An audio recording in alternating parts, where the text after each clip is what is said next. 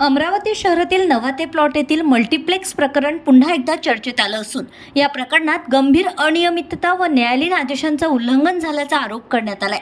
माजी नगरसेवक महेंद्र राठोड उर्फ मुन्ना राठोड यांनी प्रसिद्धी पत्रकाद्वारे संबंधित अधिकारी व प्रशासकांवर कठोर कारवाई करण्याची मागणी केली आहे। प्रेस नोटनुसार या प्रकरणाविरोधात सुप्रीम कोर्ट येथे जनहित याचिका दाखल करण्यात आली आहे। यावर सुनावणी करताना न्यायालयाने प्रकरण जैसे थे स्थितीत ठेवण्याचे आदेश दिले होते। 5 सप्टेंबर 2023 रोजी हे आदेश कायम ठेवण्यात आले होते।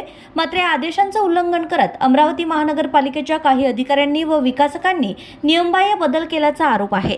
यामध्ये अतिक्रमण करून शेड उभारणे व परवानगीशिवाय बांधकाम करणे अशा बाबींचा समावेश असल्याचं सांगितलं जात आहे। दरम्यान 5 फेब्रुवारी 2026 रोजी बॉम्बे हायकोर्ट यांनी शहर विकास योजनेतील आरक्षित भूखंडाबाबत महाराष्ट्र प्रादेशिक नियोजन व रचना अधिनियम 1966च्या कलम 37 चे उल्लंघन झाल्याची नोंद घेत कारवाईचे निर्देश दिले आहेत। वडाळी सर्वे क्रमांक 94/1 येथील शाळेसाठी आरक्षित भूखंड तसेच नवसारी परिसरातील खेळाचे मैदान खासगी विकासाला देण्यात आल्याचाही आरोप करण्यात आलाय।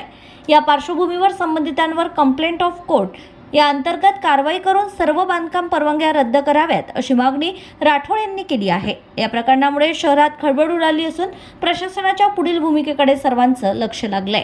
अमरावती महानगरपालिकेचे 3 प्रकरण, एक तर 37 आरक्षण वगळण्याबाबतच्या जे चुकीच्या पद्धतीने कारवाई करण्यात आले एक प्रकरण, ते दुसरं नवसारी स्पोर्ट्स कॉम्प्लेक्स आणि तिसरे मोजे वडाळी सर्वे क्रमांक 94/1 या 3 प्रकरणाबद्दल मी जनहित याचिका दाखल केली होती आणि माझ्या जनहित याचिकाची गंभीर दखल घेऊन माननीय उच्च न्यायालयाने त्याबाबत एक सुंदर निकाल दिला आणि त्यांनी महाराष्ट्राचे नगर सचिव प्रधान सचिव 1 यांना डायरेक्शन दिले की या सर्व प्रकरणाची पूर्ण पिटिशनची चौकशी करून कारवाई करा आणि त्या 8 आठवड्याच्या अंदर पिटिशनरला याची माहिती द्या।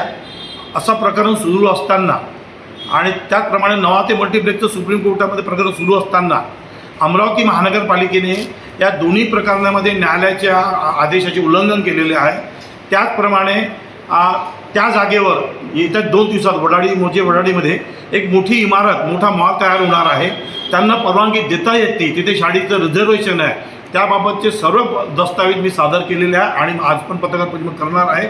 या चुकीच्या पद्धतीने ज्या ज्या अधिकाऱ्यांनी त्यांना नियमबाह्य पद्धतीने परवानगी दिली त्यांच्यावर कारवाई करावी व म्हणजे न्यायालयाच्या आदेशाचे उल्लंघन केले कंटेम्प्ट ऑफ कोर्ट बाबतची कारवाई करावी अशी मागणी आज पत्रकार परिषदेमध्ये करण्यात येते।